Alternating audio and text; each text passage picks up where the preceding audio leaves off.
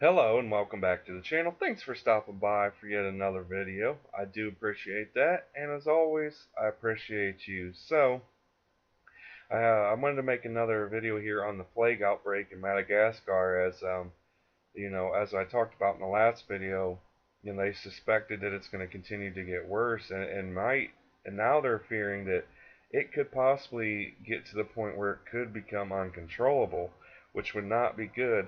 As you can see here, now there's 124 reported dead, nearly 1,200 infected with the plague in Madagascar.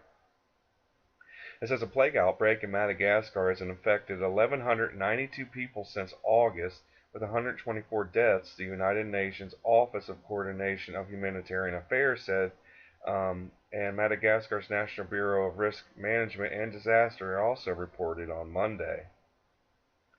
It says the majority of the cases, or 67% of those, were the pneumonic form of the disease, which can spread from person to person. Now, if you don't know, that the pneumonic form is much worse than the bubonic form, and it's more deadly. It's the worst, form of it, and also it can be passed basically through the air. So if someone coughs or sneezes or whatnot, I believe the pneumonic form is basically passed through the air, which makes it even worse.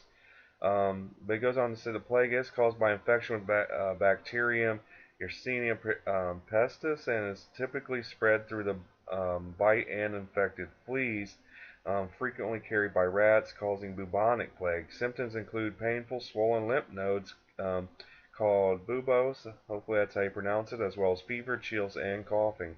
However, the pneumonic plague is more virulent or damaging, and is an advanced form characterized by severe lung infection that can be transmitted from person to person via airborne droplets, such as through coughing or sneezing, for example.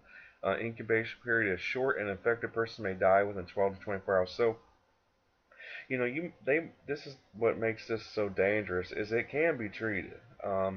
Both forms, pneumonic and bubonic, are essentially very treatable if caught in time. However, when you have a 12 to 24 hour period to figure out that you have pneumonic plague, that's not a lot of time, you know what I mean, to figure that out. And a lot of people might think, oh, I'm just not feeling well, I'm just, you know what I mean, and by the time they actually find out, it may be too late. So even though okay, here it is. It says both forms can be treated with antibiotics, making an early detection a priority, as we were just talking about.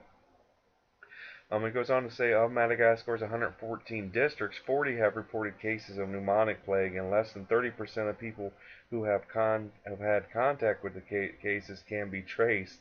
So that's not good. That means there's a lot of people out there that have been in contact with these people who have the pneumonic plague, which can be spread, as we just talked about, through the air, running around, and they don't know where they're at. So this is why they're afraid this thing could really, really get bad. Unfortunately, and if you've watched any of the other videos that I made on this, this is a yearly thing in Madagascar, so it's not like it's something new. But what makes this new is the fact of how bad it's been. Typically, they have, I think, I read in another article, about 400 cases a year. But as you can already see, we just talked about almost 1,200 cases already. And that's what they're worried about. And the fact that they don't even know where a lot of these people are that have been in contact with those with the pneumonic plague. So they could be out there spreading it as well. And what if some of them have left the country, or you know what I mean? That's that could definitely be worrisome. It goes on to say that cases have been reported in at least 10 cities, including the larger, more populated cities. I'm not even going to try to pronounce those, so I apologize. But 780 individuals have been cured of their infection since August 1st, and 6 of the affected districts have not reported new cases for 15 days. So maybe it's starting to take control. These antibiotics, maybe people are becoming more aware and getting checked up. That'll help too. Despite the increase in numbers, the trend has been relatively stable, a World Health Organization representative told CNN. I don't know if I would call it stable when you typically have 400 cases a year, as it says right here.